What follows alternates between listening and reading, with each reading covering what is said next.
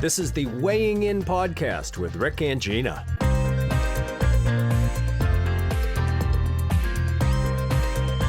This podcast is a collaboration between Empower Weight Loss and Lifestyle Coaching and Next Step Lifestyle Coaching.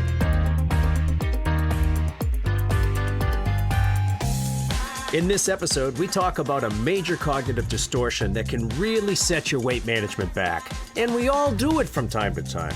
So let's start to unpack it here. Black and white thinking is next. For today, what's on the agenda?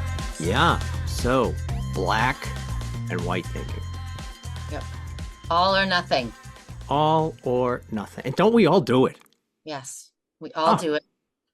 And I think, well, first, I think we'll maybe talk about what it is. And then I think everybody, once we talk about that, will be able to relate to it. I think every one of us has fallen into the trap. I call it a trap. It's a total trap. Yeah. And then I think what we can do is help people increase their awareness around when they're in the trap and what to do. Like, what can you do so that it doesn't keep sabotaging you and getting in your way? One of the weird things about biases is they, we'll talk about these a lot. They feel so right.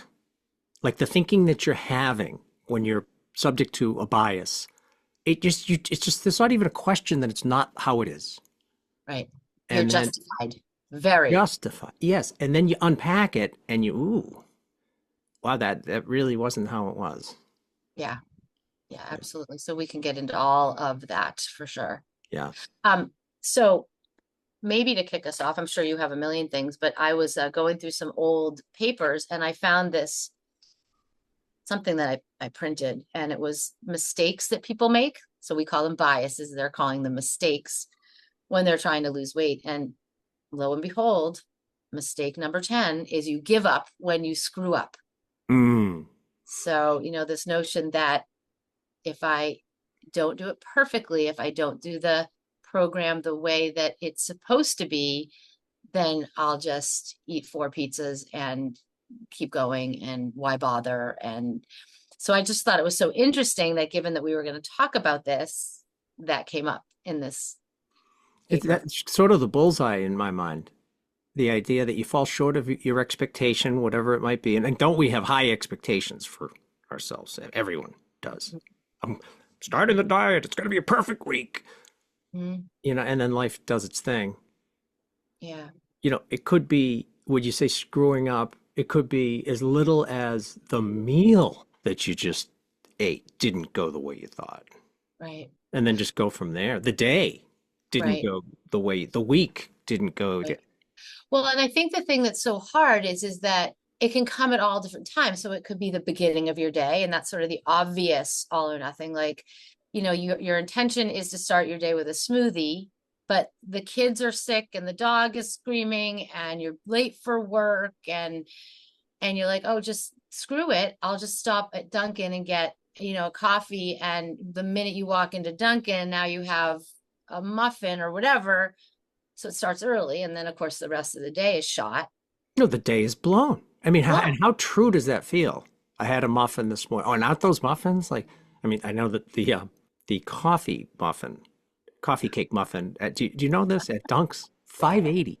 Yeah. 580 calories. And it's not big. Yeah. Yeah. So the day is truly blown, or it feels that way. Yeah. And then you can have it happen at the end of the day, which I think is even worse because you've had this great day. I mean, I've heard a lot of my members, and that sort of after dinner, before bed, when you're like, well, maybe I'll just feel like I'm hungry. I need, and you go in and you open and open and open, and then you end up, and then you have one, and that turns into the whole sleeve or and it doesn't have to be that way. But I think in that moment, to your point, we're so justified. So justified. I was going to save this for later. I'm not even sure I told you this one before, but I share this with a lot of the people I work with. I've tried to come up with a snazzy title for it. I call it the 3 potato chip delusion, because it really is a delusion. But, everyone who's involved in making lifestyle changes is like, oh, here's my aspiration for the day, right? So, it's going to be a good day today. So, we have our little structures that we use. You know, we have a term that we call being in the box, which is just basically making only healthy choices. So this happened to me. It's happened more than once, but I got into potato chips early in the day. I had only had 3 potato chips, and I caught myself thinking about dinner. And it was, you know, it was sort of a short list of what dinner was going to be, because today was one of those low calorie, healthy days, right? And it was almost like I could see the visual of a funnel getting wider and wider because I'd had and caught myself with 3 potato chips. How many calories are in 3 potato chips? Yeah, not enough to blow the whole day. I mean, an ounce of potato chips is a decent amount of chips, right? And that's about 150 calories. So it's like, is it 20 calories? 25, maybe? Right. For 3 potato chips? And yet my brain totally moved into, well, the day's blown. And now what can I have for dinner? You know, entertaining. There's now restaurants that I can go to. Yeah. There's all sorts of indulgences that I can enjoy today, because today is not going to go the way that I thought. And this example, it was like earlier in the day too. And it was like, wow, it was really an insight for me because I caught myself. Yeah. Yeah. And I find that when that happens to me, I feel this feeling inside of me, like kind of bubbling up, like, and it's a combination of excitement because I might potentially get to eat whatever I want without any rules. Isn't that awesome? And also anxiety, like, oh no, oh no, oh no. And I can imagine that that's how other people feel. And that's kind of like hard to live in those two, right? Oh, you bring up such an interesting point. It's not just behaviors that black and white thinking lead to, you know, unskilled behaviors that aren't consistent with what you're trying to do with your calories, with your weight or whatever. But there's like an emotional impact. Because don't we love to judge? Mm-hmm. Yeah. Yeah. And then we get lost in the thoughts about it, and that takes us down a wrong path. So here's a question, and I just want to play with this together. Yeah. We're weighing in on it. Why do we do that? So one would argue that we're all reasonably intelligent humans, and we know that 3 potato chips isn't enough to, you know, calorie wise to sabotage a day. Why do we do that? I think that might be an interesting conversation. Yeah. Yeah. You know, I think you got to go back to, I'm talking way back. You got to go back to sort of the traits and the inherited responses that we have that worked very, very, very well throughout most of history. A lot of people don't think like this, but you know, what is a black and white thinking helps you to make quick decisions. That's good, that's bad.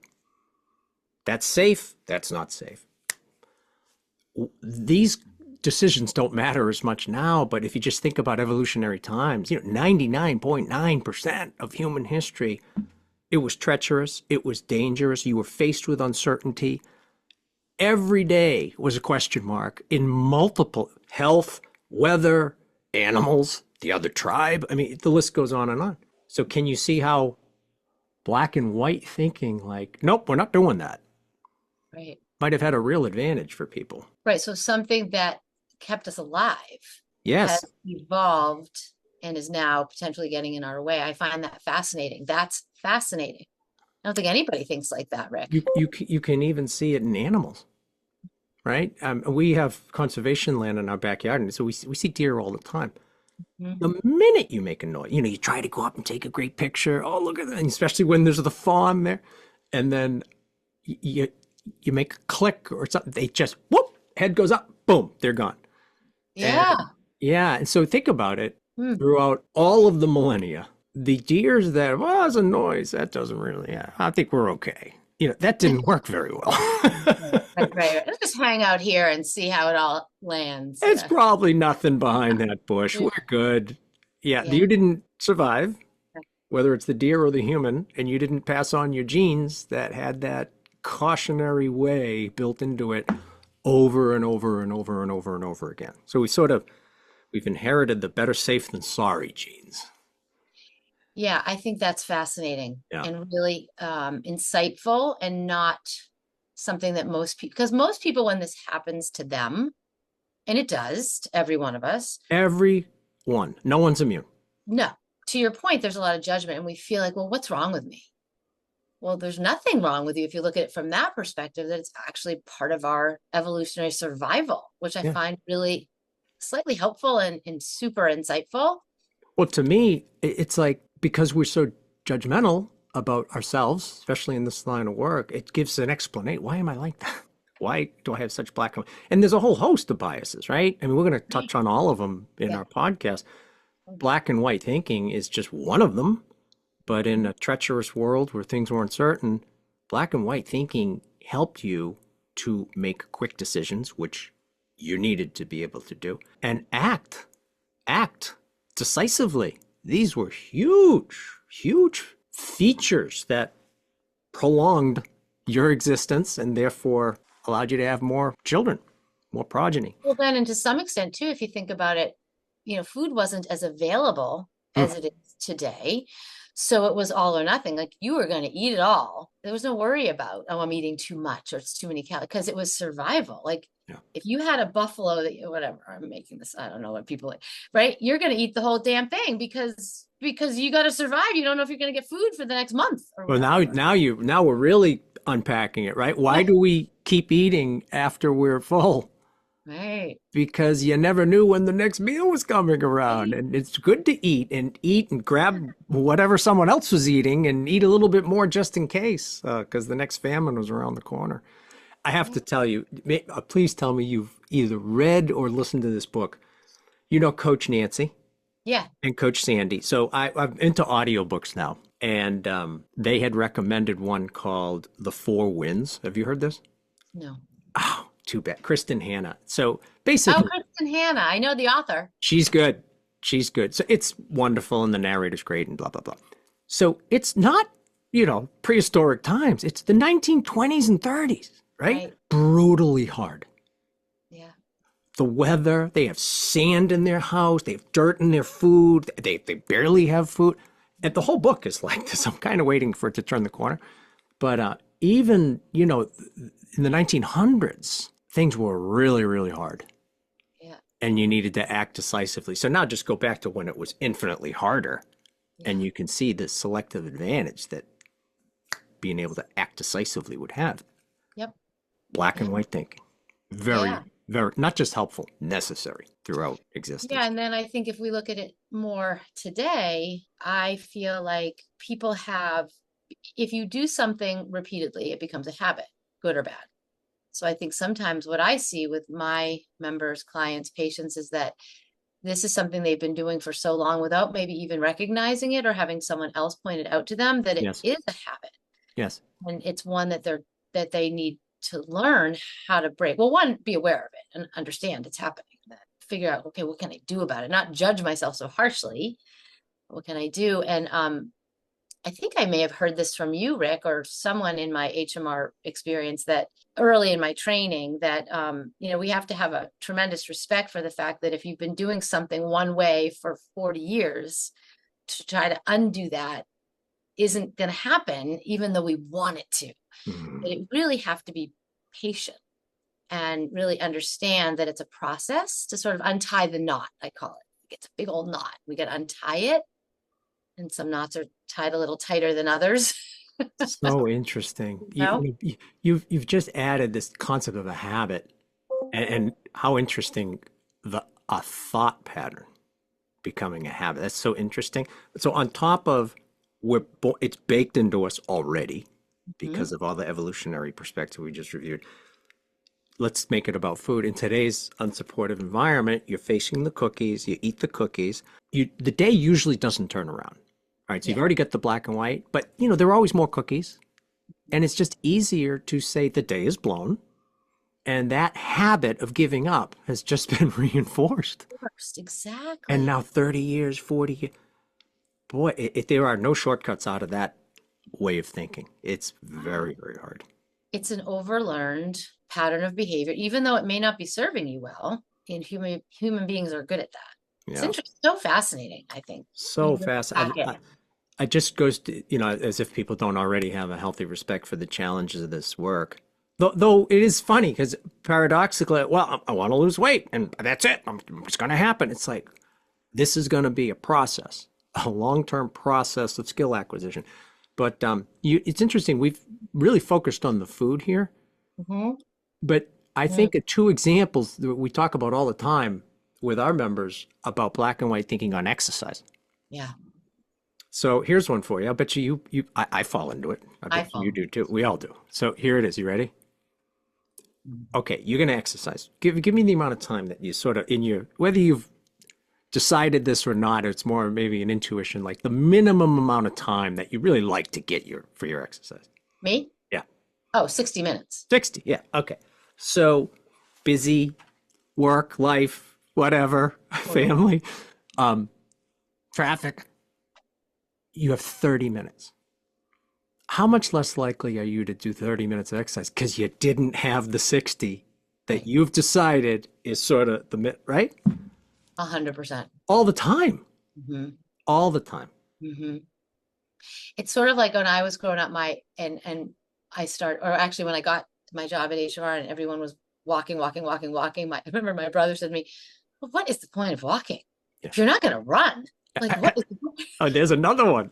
I mean, that's sort of like a figure. Total black and white thinking. Yeah, Yes. ridiculous, so yeah, but I completely. Yeah, That's so funny you bring up because HMR, it was like, oh, we have time for a mile. Oh, we have time for half a mile. We were battered down. All those black and white thinking was destroyed over I know. multiple. Can we walk? Can we walk? Can we get some PA in while we do this? Yeah. And I feel like we were ahead of our time because we called them exercise bouts, which is just a small amount of exercise. Now there's a fun term called, I'm sure you've heard it, exercise snacks. Let's turn it all into food, Yes, which I of think course. is so fascinating, right? I don't know that I love that. Exercise bites. I've heard that one too, but There's no great word, episodes, bouts. yeah. I don't love snacks, to be honest. Yeah, I like bouts. I kind of like bouts. So a derivative of I don't have 60, and then basically you're saying, therefore I have 0. If it's 60 or bust, right? The short bout. Talk about black and white thinking. Because isn't short bouts like 5 minutes or 10 minutes? They're so easily discounted by people. I think that's another example of really black and white static thinking about exercise. Yeah. Or even things like taking the stairs, 1 or 2 flights of stairs is hugely beneficial, but people are like, well, why bother? It just doesn't seem like it has any meaning if it's not big. Yeah. And I think this is an area, and we know the science and the studies and the data that small bouts, 5 minutes, 10 minutes, few flights of stairs has significant impact on your cardiovascular health. Huge. We shared a study on that last year. I'll have to put it in the notes or the description. And basically, it was one of our most requested studies. Can I have a copy of that? I don't want to misquote it, but I think it was 6 flights and a significant drop in cardiovascular risk from people after controlling for everything else. Right. Just the people who did 6 flights or more a day. And once you start having that awareness, there are stairs that can be taken. I mean, in your house, for God's sake. Absolutely. Yeah. And I think too, in a world where we're trying to just get people to move more because we recognize that being sedentary is just not good for your health, for, weight, just for your health. I think this is really helpful as a conversation because I think people need to know that, okay, those couple flights of stairs do matter. And the choices I make actually do matter. Yeah. And it doesn't have to be 60 minutes. Yeah. I can still get some benefit from 5 or 10. So I think that's such an important message that gets lost in the all or nothing thinking mind. Completely lost. It just doesn't, they don't exist. The opportunities don't even exist because the thinking is so complete, the black and white thinking. I do want to bring back the point you made. I love this point that there's an emotional impact as well. So we're talking about PA, and we said black and white thinking leads to people engaging in fewer behaviors.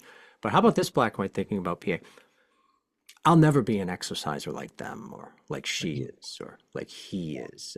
So it doesn't have to even just be about the episode or the bout in the moment that could be there, but you're not seeing it. It could be just your whole way of relating Yeah.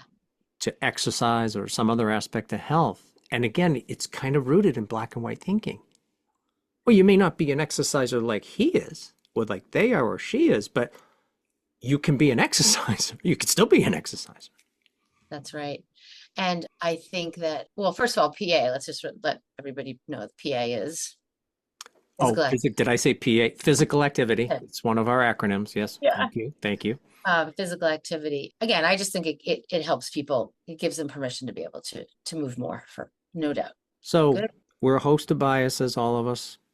Mm-hmm. They're baked into us because they had an advantage, all of them, or else we wouldn't have them. An advantage when times were very, very different. Read the Four Winds. Yeah. But now, you know, it's really funny. I have two really good friends who read a lot, and that what's the name of the author? Kristen Hanna. Kristen Hanna. They're always talking about Kristen Hanna books that they've read. So, and they like them. So that's funny. Yeah. So, but now these biases that we've always had don't work very well. A term for that is an evolutionary mismatch. Mm-hmm. Our desire to eat because the next famine is right around the corner. It doesn't work so well when there's a buffet or in every corner. Right. We don't need to move anymore. No. Life was movement. That's an evolutionary mismatch. And then on these biases, we'll just stick with the black and white. Good, bad. Right. Safe, not safe. Right. Yes, no. It's also very satisfying, by the way, to have these decisive judgments, right? Mm-hmm. No one likes to feel uncertain about anything, or even a little bit of less control, right, in a situation. Well, I also think the good and bad sets people up to fail. You know, it's like, even like I've been good, I've been bad. You know, I hate that for people. And yet we fall so much into that trap. And we equate our goodness to being perfect, and we equate our badness to, so it's all or nothing. We equate our goodness to all and our badness to nothing. And that's so not true. When the reality is we're working to practice a healthy lifestyle, to build in those habits and skills and new routines. And that's a practice, and that's a process. Yes. You know, so I guess number one thing I think is, I just wish people would give themselves some grace and some compassion as they go about meeting a goal, whether it's losing weight or exercising more. Because I think often the reason New Year's resolutions fail is because people just beat themselves up so badly because they were bad, or they couldn't do it, and then they give up. So, completely. Yeah. Those terms are tough ones. A lot, big, heavy mantles, good, bad. You know, the one you and I use a lot, skilled versus unskilled. It's just it's a much better way to describe things. It's not that big, wide brush of painting with judgment. Right. Skilled, unskilled. Unskilled, meaning there are steps to take to act more skillfully. It's a continuum. Again, not black and white. Yeah. Exactly. It's progression.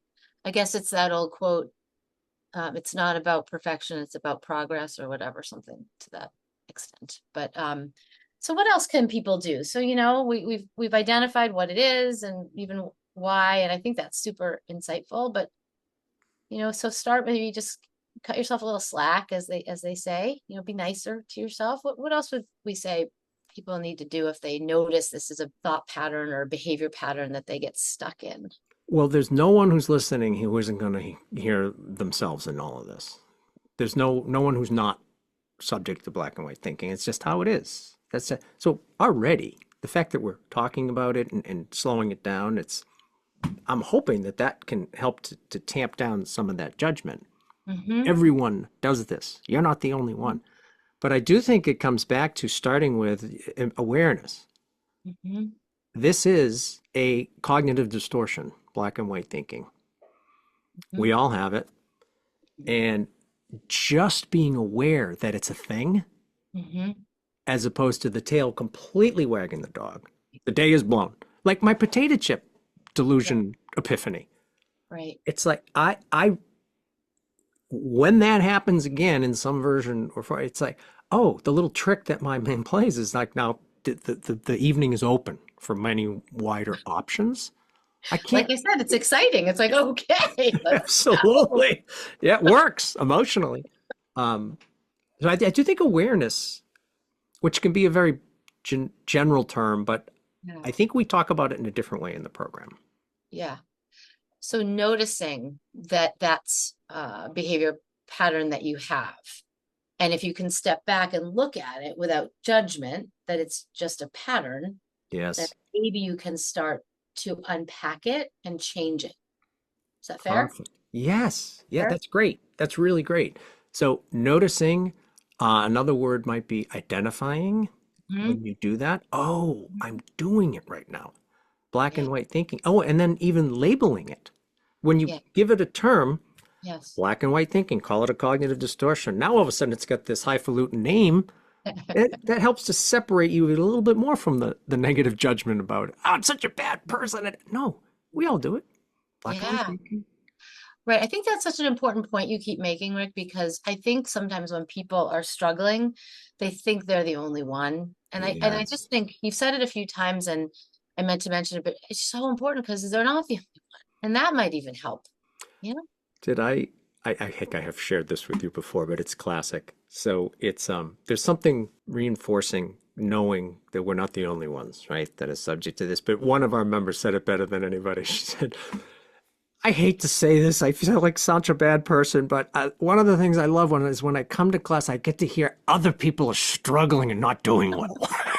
At least she recognized that Yeah. Yeah. how It's it was coming across. But everyone laughed because yeah, everyone of got it. course. I'm Everyone not does. the only one. Yeah. I mean, I hear that repeatedly in my classes.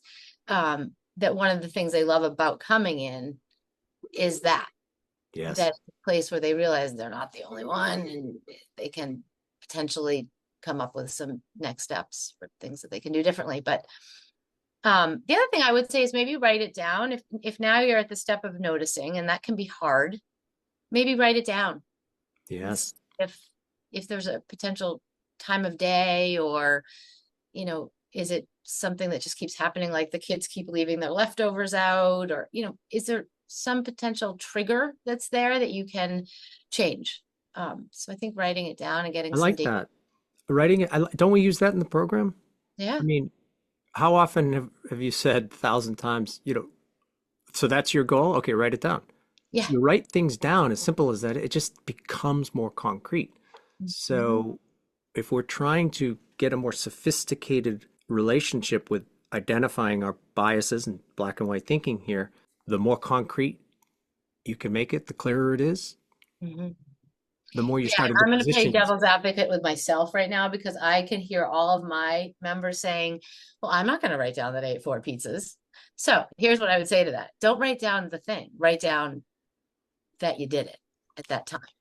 Yeah. You can have a word for it, like a code word, and then write I that think down. black and white thinking.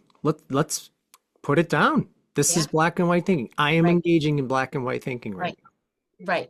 So to be clear, you don't have to you don't have to, although that might be a good next step, but now. confronting is always a good thing, but it's hard. It's also very, very hard for people. So if we're trying to slowly kind of untie the knot, Yes. maybe baby steps are better. So Yeah. All right. So we all do it. There are reasons why we do it, and that's that. Now the work is becoming better at recognizing when mhm, we fall into black and white thinking, sitting with it, the old pausing for a mhm, moment, identifying those moments when we do it, labeling it, let's call it, because it is a thing. yeah, It's not a shortcoming that you alone have. We all have this tendency. And then I did like what you also said, which was like what led to it, a little bit of the stimulus response chain that led up to mhm, that moment. Now you're just adding layers of sophistication mhm, to a pretty heady thing. yeah, Recognizing when you're falling prey to a cognitive distortion that most people, when they're in it, that it's just reality. yeah. And I think it is emotional for people. So anything you can do to take it out of that realm Hmm.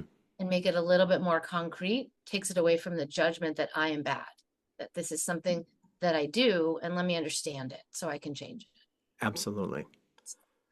All right. So this is one of many um, call them cognitive distortions, biases, Mhm. little tricks of the mind or big tricks of the mind that we all fall prey to that I'm looking forward to talking about. Mm. Yeah, there's Like so it. many Yeah. and such good conversation to be had. One I particularly like is hunger. I've had a lot of people ask me, so maybe this could be another topic about the different kinds of hunger. Oh, Mm, absolutely. That's a good one. So maybe we can Yeah. tease people with that'll be our next one. Yeah. Like, let's tease it a little further. Emotional hunger Mhm. around food. Yeah. Like, I just want it because I I mean, want don't you hear that to be a biggie? it. I say it myself. Right. And it doesn't have to be a bad emotion, by the way. Just Right. putting that. Yeah. Yeah. Yeah. We'll definitely Yeah, put it we'll on the dive into docket. that one too. All right. All right. Good. Loved it. Loved talking to you today. Yeah, this was fun. Can't wait to Yeah. do it again. Yeah, I'd love to hear any comments, directions from people. They can leave comments in Mhm. the spaces where we'll be posting this, and we will read those. Oh, did you want to just promote the email, which is probably the best way to give us Yes, if feedback? you Or, want to give us feedback, if you're interested in us talking about anything to weigh in on, it's the weighing in podcast at gmail.com. All one word. I know it's a lot. The weighing, WEIGHING, in podcast at gmail.com. the weighing in podcast at gmail.com. Excellent. Great, Gina. Awesome. All right. Look forward to our next Awesome. one. All righty. All right. Bye, everyone. Bye bye.